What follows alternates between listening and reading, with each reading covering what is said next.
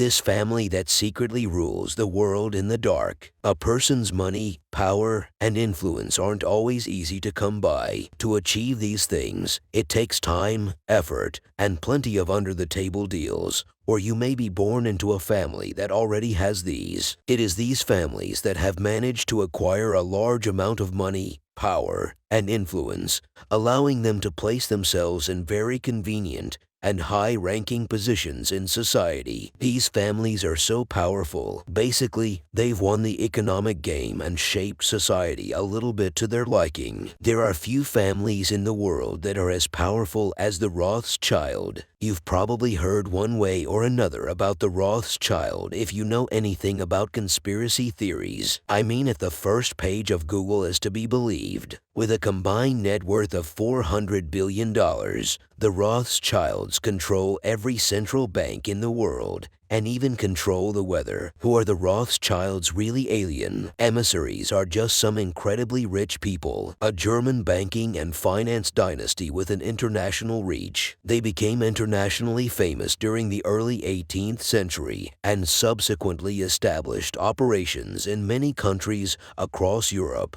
The Austrian government even elevated them to nobility. So, yes, they are just incredibly wealthy, but you probably guessed that the Rothschilds' historical rise to power started with Mayer Rothschild, whose keen talent for finance eventually led him to become a prominent member of the global banking industry and installed his 5 sons in the financial capitals of Europe. They successfully adapted to the Industrial Revolution during a rise in economic growth throughout Europe, landing themselves an oligopolistic position in the world trade of oil and metals. The Rothschilds were so powerful, they could loan money to entire countries. Their clientele wasn't your everyday wealthy. Lord, no, they were out there loaning billions to entire governments. In 1825, they supplied enough coin to the Bank of England to avert a market liquidity crisis. They granted loans to France after its defeat by Prussia, and they granted a £4 million loan to the British government just a few hours after they had been asked.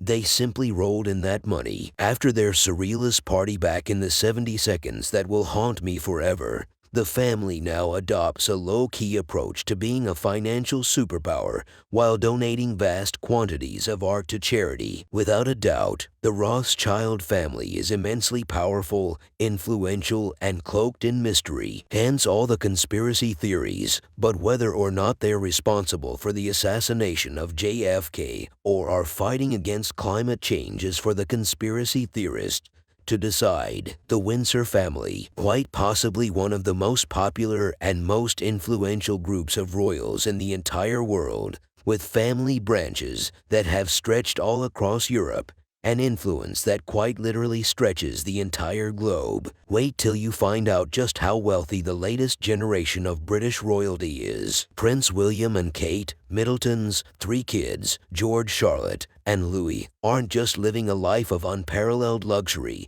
they're making bank too. Prince George is already worth $2 billion and his sister Charlotte is worth $4.3 billion.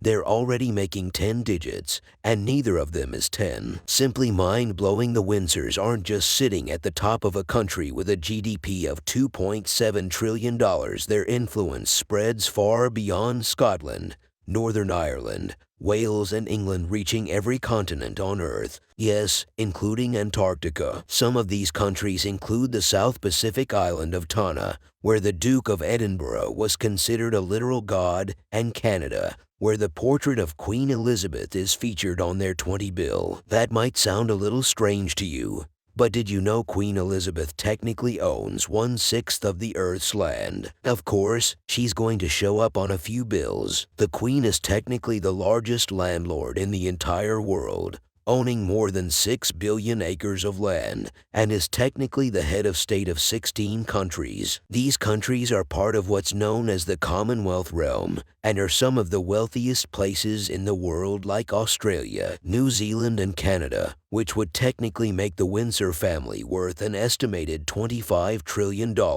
Now that is a lot of power. The Windsors might be running a constitutional monarchy these days, But that doesn't diminish just how influential they are. I mean, people have actual tattoos of the royal family on them. I'm talking about permanent drawings of Queen Elizabeth on their bodies. You can only wish you were that popular, and what's popularity if you can't back it up with ridiculous amounts of wealth? The Windsors sure can. They own several castles, mansions, and estates, all of which are incredibly expensive, and they didn't even need to buy most of them. There's also the Royal Collection, an art collection owned by the British royal family, which is one of the largest art collections in the world, with over 7,000 paintings, 40,000 watercolors and drawings, and about 150,000 old master prints. They've got historical photographs, tapestries, and the crown jewels worth $4 billion, pretty much everything you could consider. Art can be found in this collection. Some of the Windsor's luxurious royal holdings include Kensington Palace,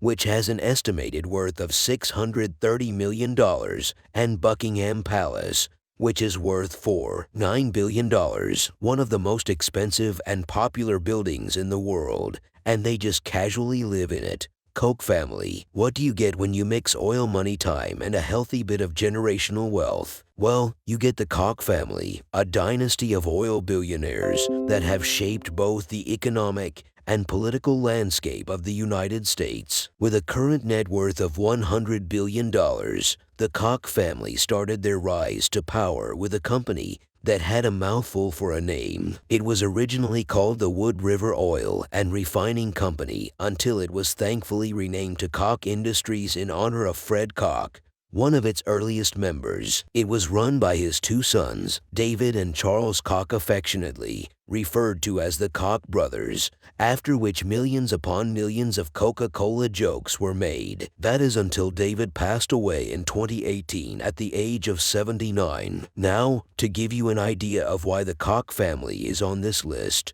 please note, Koch Industries is currently the second largest privately owned company in the United States and currently the sixth largest in the entire world, raking in a yearly revenue of $115 billion.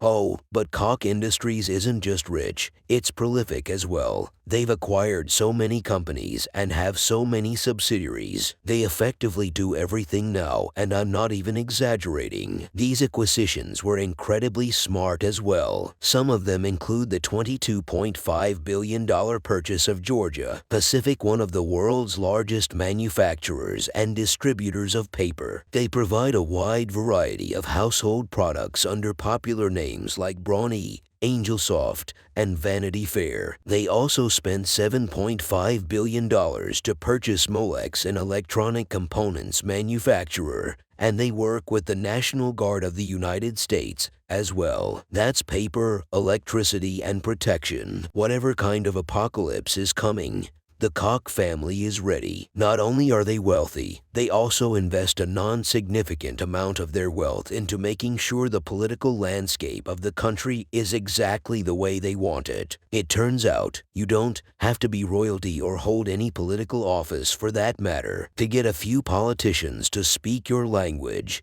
If there's one thing the Koch family is really passionate about, though it's real estate, they purchased a multi-billion-dollar 63-story 4,000-unit hotel and casino on the Las Vegas Strip, and that was just the start. They plan to buy more hotels and hospitality assets at this point. They're just trying to fill a bingo card of industries they can take over. The Walton family. Here's a family so powerful. They have an insane net worth of $169.7 billion and own a corporation so massive it has a net worth larger than some countries' GDP. Yet nobody really talks about them. You know what a Walmart is? I know what a Walmart is. We've all seen the memes. But did you know that there are approximately 10 Walmart stores in 24 countries worldwide which employ about 2.2 million people? They can become a country of their own with that population. Walmart was founded by Sam Walton in 1962. Over the years, it eventually grew into the world's largest company by revenue, earning over $540 billion, consequently turning the Waltons into the richest family in the United States. Let me tell you, Walmart is so powerful, its very existence in a community is enough to destroy whatever competition stands in its way. If a Walmart opens up in a small town, about half its retail trade will be gone in a few years. Fell to the feet of this retail giant. Naturally, Walmart's customer size is frankly ridiculous. Thanks to its low prices and wide range of products, it appeals to virtually everybody and serves approximately 220 million customers. Every week the Waltons have had more than one successful venture,